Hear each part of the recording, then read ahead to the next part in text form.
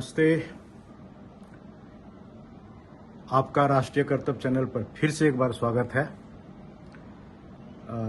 आज मैं जो चर्चा करने जा रहा हूं वो बहुत ही अहम विषय है, जो कि अभी गुजरात हाई कोर्ट के समन और रोज आम आदमी के प्रवक्ता के द्वारा दिए जा रहे कम पढ़ा लिखा प्रधानमंत्री, कम पढ़ा लिखा प्रधानमंत्री, कम पढ़ा लिखा प्रधानमंत्री सुनकर जब कान पक गया तो मैंने सोचा कि क्यों ना इस पर एक विश्लेषण किया जाए। इसी बीच कुछ मेरे मित्र जो गुजरात से हैं और दिल्ली से हैं और भी कई राज्य से हैं, उन्होंने कहा कि भाई जब आप एक विश्लेषण करें तो इस पर जरूर विश्लेषण करें। तो मैंने आज यह विश्लेषण का जो है वो चुना है और यह विश्लेषण बहुत ही अच्छा होने वाला है। यदि आप इस चैनल पर नए हैं तो सब्सक्राइब करें और बाकी जो पुराने दर्शक हैं या नए हैं सारे लाइक करें, कमेंट्स करें। कमेंट्स आपका बहुत ही महत्वपूर्ण होता है और लोगों को फॉरवर्ड करें, उनको भी यही हिदायत दें कि वो अधिक से अधिक सब्सक्राइब करें। अभी बहुत कम सब्सक्राइबर है, मुझे नहीं लगता कि 150 से ज़्यादा जो है सब्सक्राइबर अभी हुआ है। तो आप इसे बढ़ाएं, जितना अधिक सब्सक्राइबर होगा जो भी वीडियो आप नया आएगा वो आपको मिल जाएगा। हाँ, बेल आइकन जो है दबाना ना भूलें, ताकि आपको और भी जो है नोटिफिकेशन आते रहेंगे जैसे जैसे नया जो है वीडियो आएगा। आज जो मैंने चर्चा का विषय रखा है वो यह है, कौन अनपढ़ कौन पढ़ा लिखा है यार, चौथी पास राजा या आधे सूबे का सूबेदार। तो कहानी कहाँ की है, सब कुछ आपको मैं जो है पहले भी एक हिंट दिया था। आधे सूबेदार, आधे राज्य के सूबेदार का मतलब है कि हमारा जो पुरानी पद्धति थी उसके हिसाब से जो राजशाही होते थे, जो होते थे पुराने, वो सूबे कहलाते थे। इसलिए हमने आधे सूबे का सूबेदार रखा और चौथी पास राजा जो होता है उसके अंदर सूबेदार काम करते हैं। तो ये विषय लेकर के मैंने जो है ये उठाया। मुझे बहुत सारे गांव से कुछ जो हमारे मित्र हैं जो गांव में दूर दराज में बसे हुए हैं, वो कह रहे हैं कि मुझे समझ में नहीं आता है कि ये कैसे कह सकता है कि प्रधानमंत्री जो है कम पढ़े लिखे हैं। क्योंकि प्रधानमंत्री जिस समय में और हम लोग भी जिस समय में पढ़ाई कर रहे थे उस टाइम में अगर कोई मैट्रिक या inter, BA, MA 3rd division से भी पास कर जाता था तो मिठाइयाँ बचती थी। 3rd डिवीजन अपने आप में बहुत ज़्यादा महत्व रखता था। लेकिन शिक्षा तो शिक्षा है। जो चीफ मिनिस्टर कह रहे हैं या सूबे का सूबेदार कह रहे हैं विधानसभा से कि चौथी पास राजा है, मैं आपको बड़ी विनम्रता से बताना चाहूँगा कि अगर आप तुलसीदास के रामचरितमानस को देखें तो लगभग 1 से लेकर के और 80 जो दोहे हैं, लगभग 120-25 पेज जो रामायण का है बालकांड का, उसमें उन्होंने विनम्रता दिखाया है कि मैं पढ़ा लिखा नहीं हूँ, मेरी जो कविता होगी, मैं जो लेखनी करने जा रहा हूँ वो बहुत ही निम्न कोटि का होगा। आप सभी हमें माफ करें, चूंकि मैं उस स्तर का नहीं हूँ जो कि श्री रामचंद्र जी का वर्णन कर सकूं। यही हाल लगभग प्रधानमंत्री का है। मैं आपको एक वाकया बताता हूँ। 1992 में एकता यात्रा मुरली मनोहर जोशी जी के नेतृत्व में निकला था। प्रधानमंत्री उस समय में एज ए बीजेपी के कार्यकर्ता उनके साथ थे। सिक्योरिटी के लिए मैं पठानकोट में था उन दिनों और उनकी जो सुरक्षा का जो है जो बंदोबस्त मेरे हाथ में भी दिया गया था कुछ पोर्शन।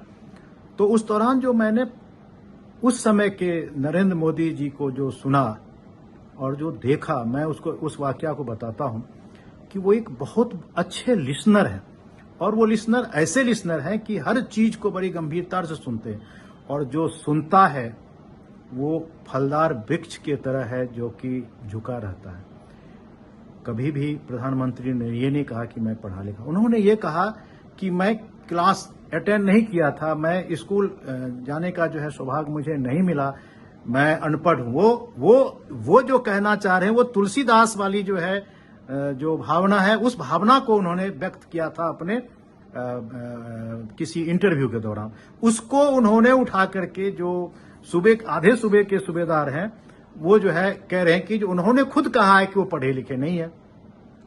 अगर पढ़े लिखे नहीं है तो दिल्ली यूनिवर्सिटी ने उनको कैसे अपने जो स्नातक की पढ़ाई के लिए रजिस्ट्रेशन किया था। उनका जो रजिस्ट्रेशन नंबर था वो 1978 का जो बैच था उसके लिए CC 594174। एक बार फिर सुने, CC 594174 और रोल नंबर था उनका 16,594। मैं यहां पर आपको बता देता हूं कि जो हमारे भारत में शिक्षा पद्धति है वो दो तरह के, एक स्वतंत्र छात्र के रूप में और एक रेगुलर छात्र के रूप में। तो उनका जो रजिस्ट्रेशन था, एनरोलमेंट जो हुआ था वो स्वतंत्र छात्र के रूप में हुआ था, लेकिन एग्जामिनेशन जो होता है वो ऑलमोस्ट सेम पेपर होते हैं, सारा पाठ्यक्रम सेम होता है और उसमें उनको उत्तीर्ण होना पड़ता है। तो उन्होंने जो है वो 78 के जो एग्जामिनेशन था वो उन्होंने क्लियर किया दिल्ली यूनिवर्सिटी से और उनका जो दीक्षांत समारोह था वो 1979 में जो है पूरा हुआ। उसी तरह से वे मास्टर की डिग्री किया पॉलिटिकल साइंस से गुजरात यूनिवर्सिटी से 1983 में। और अगर देखिए हमारे यहाँ क्या होता है कि जब कोई भी शिक्षा लेके ग्रहण, कितना भी हायर शिक्षा ग्रहण करके क्यों न जाए, लेकिन जब वो किसी जॉब में जाता है, किसी विधा में जाता है, तो उस विधा के जो उनके जो पहले से जो उस काम को देख रहे होते हैं उनके अंदर ट्रेनिंग करना पड़ता है। उस प्रशिक्षण के बाद ही वो उसके लिए योग्य होता है। तो अनुभव जो है बहुत ही महत्वपूर्ण विधा है जिसको कोई भी छीन नहीं सकता। और अगर हम अनुभव की बात करें तो पीएम मोदी का जो अनुभव है वो राजनीति में हम उसको आरएसएस से भी जोड़ लेते हैं। तो 1972 से लेकर के अब तक आप सोचिए कितना लंबा अनुभव है वो। वहीं पर अगर हम आते हैं दूसरे जो हमारे सूबे के सूबेदार हैं, सूबेदार साहब के डिग्री की बात अगर करते हैं तो उन्होंने जो है ग्रेजुएशन की है मैकेनिकल इंजीनियरिंग के उसमें आईआईटी खड़गपुर से उस विधा में। और उनका ऑल इंडिया रैंकिंग जो था आईआईटी का वो 563 नंबर था उनका रैंकिंग। और 79 ये जो है इन्होंने 1989 में पास आउट होने के बाद आईआईटी से जो जमशेदपुर बिहार में इन्होंने मैकेनिकल इंजीनियर की सर्विस की। बाद में सर्विस के दौरान ही इन्होंने जो है फॉर्म भरा होगा यूपीएससी के लिए और यूपीएससी जो इन्होंने क्रैक किया। क्रैक करने के बाद जो है वो आईएएस आईएफएस में तो नहीं गए, उनका थोड़ा सा जो है रैंकिंग डाउन रहा, तो वो इंडियन रेवेन्यू सर्विस में आईआरएस में चले गए। मैं यहाँ पर ये बताता हूँ कि पढ़ा लिखा और अनपढ़ या कम पढ़ा लिखा, इसमें अगर हम भेद करें तो जिसने ग्रेजुएशन कर लिया है वे या जो एमए कर लिया है वे व्यक्ति हमारे संविधान के हिसाब से हमारे देश के जो यूपीएससी आईएएस आईएफएस या और भी सर्विस हैं, जितनी भी सर्विसेज हैं, उसके लिए वो एलिजिबल होते हैं। वो भी कंपटीशन में बैठ सकते थे। प्रधानमंत्री अगर चाहते उस समय में तो वो जो है उसमें यूपीएससी की तैयारी करके अपना उसमें एग्जामिनेशन क्रैक अगर कर लेते तो वो भी जो है आईएएस, आईएफएस या आईआरएस या कोई और भी आईपीएस कुछ भी हो सकते थे, लेकिन उन्होंने नहीं किया। तो ये दावा बिल्कुल गलत है कि जो हमारे देश के प्रधानमंत्री है कम पढ़े लिखे। मैं आप के जो प्रवक्ता है, उनके जो सीएम है, उनसे करबद्ध प्रार्थना करूंगा कि आज के बाद कम से कम ऐसा कहना छोड़ दें। यह जो है उचित नहीं है, क्योंकि राजनीति चलता है अनुभव से। हमारे संविधान के अंदर ऐसी व्यवस्था है कि जो अंगूठा छाप भी है और उनके पास अनुभव है, वो जनता को अपने पक्ष में कर सकता है, तो वो भी प्रधानमंत्री हो सकता है, राष्ट्रपति हो सकता है। क्योंकि काम करने के लिए हमारे पास बहुत बहुत अनुभवी जो ब्यूरोक्रेट्स हैं वो हैं, बहुत सलाहकार हैं, और भी लोग होते हैं, लेकिन जो समझदारी है, जनता को अपने पक्ष में करके जाता है, वो बहुत बड़ी जो है हस्ती होती है। और अगर वो कोई कर सकता तो वो भी कर सकता, लेकिन प्रधानमंत्री अगर देखा जाए तो आधे सूबे के सूबेदार से बहुत अधिक पढ़े लिखे हैं। उन्होंने मास्टर की डिग्री प्राप्त की है। उसके बाद उनका जो अनुभव है वो बहुत ही लंबा अनुभव है। यदि मैं श्री अरविंद केजरीवाल जी का जो अनुभव का अगर करता हूं, अगर करता हूं, तो 2011 में वे निकले हैं इंडिया अगेंस्ट करप्शन से के आंदोलन से, अन्ना आंदोलन जो हुआ था उससे। तो वहां से लेकर के अब तक की जो राजनीति है और कैसी राजनीति है, किस पे टिकी हुई है, झूठ को किस तरह से कहते हैं, और उसके लिए कितने बार उनको जो है क्रिमिनल डिफेमेशन का केस फेस करना पड़ा है, लोगों से माफी मांगनी पड़ी है। तो ये सब आप देख चुके हैं। ये जो है इनका जो अगर हम दोनों के अनुभव के साथ काम की बात करें तो प्रधानमंत्री के काम का कोई अंत नहीं है। पूरा विश्व जानता है कि उन्होंने काम क्या किया है और कोई उसकी गिनती नहीं है, अनंत है। लेकिन अगर वहीं पर गिनाने की बात किया जाए श्री अरविंद केजरीवाल महोदय की, तो उनके पास वही घिसी पिटी अच्छी शिक्षा, मोहल्ला क्लिनिक, चंद काम जो लोगों को गिनाते रहते अपने मुंह से, और वो प्रचार का एक सिर्फ मात्र माध्यम है। बाकी ग्राउंड पे कोई काम नहीं है, सिर्फ और सिर्फ घोटाला, जो कि आए दिन जांच के दायरे में है। हर स्कूल भी जो है जांच के दायरे में है, मोहल्ला क्लिनिक भी है, शराब कांड है ही। तो ये सारी की सारी चीजें जो है जांच के दायरे में है।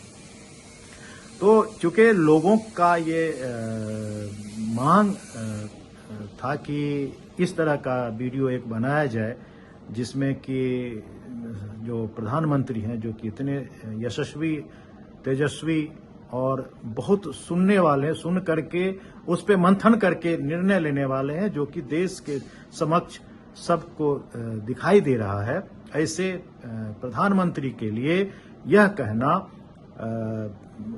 कि वे कम पढ़े लिखे हैं वो कदापि उचित नहीं है। ये राष्ट्रीय कर्तव्य के विलग है।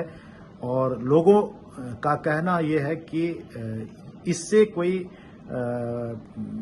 जो है ये राजनीति का जो है कोई अखाड़ा नहीं इस पर बन सकता है। आपको अगर राजनीति करना है तो अगर वो कोई गलत काम करते हैं या गलत नीति है, उस नीति को आप उसका बखान कीजिए, ना कि ये कहें कि भाई ये कम पढ़ा लिखा है। कम पढ़ा लिखा है तो इतने जो G20 में इतना बड़ा जो इन्होंने सारे विश्व को अपने उंगली पे नचाया, वो कैसे हो सकता है? चीन क्या कर गया इस G20 में, ये आपको मैंने पिछले वीडियो में बताया। तो राष्ट्रीय कर्तव्य के दृष्टिगत मैंने ये बनाया। ये हम सबका कर्तव्य है कि अपने राष्ट्रपति, अपने प्रधानमंत्री का सम्मान करें और उनके अनुभव का उचित लाभ लें। और जो इन्होंने काम किया है, उजाला कितना, मतलब कुछ भी आप गिनाएंगे वीडियो बहुत लंबा हो जाएगा। एक एक चीज जो है, लोग कहते हैं कि उजाला योजना के अंदर जो है क्या बोलते हैं, एक बार सिलेंडर दे दिया। कांग्रेस की वो समय देखिए ना, जब लाइन लगता था और लोगों को लाइन लगने के बावजूद भी सिलेंडर का नंबर नहीं आता था।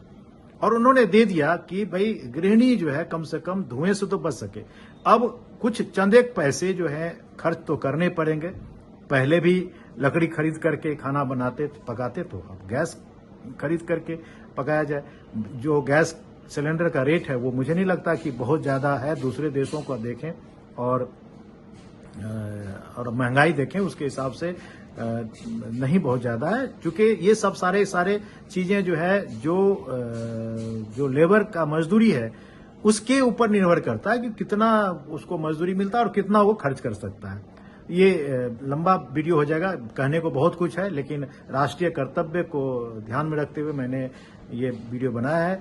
उम्मीद है कि आपको ये वीडियो पसंद आया होगा और इसे जो है हमें और भी प्रेरणा देने के लिए इसे लाइक करें, सब्सक्राइब करें, कमेंट्स जरूर करें, ताकि उसमें जो भी हमारी कमियां होगी या जो कुछ हमें आप सुनना चाहते हैं, जो चीज़ देखना चाहते हैं, वो मैं उसमें बना सकूं और दोस्तों को शेयर करें, ताकि ज़्यादा से ज़्यादा लोगों तक यह वीडियो, ये जो हमारी जो विश्लेषण है वो पहुंच सके। धन्यवाद, बहुत बहुत धन्यवाद।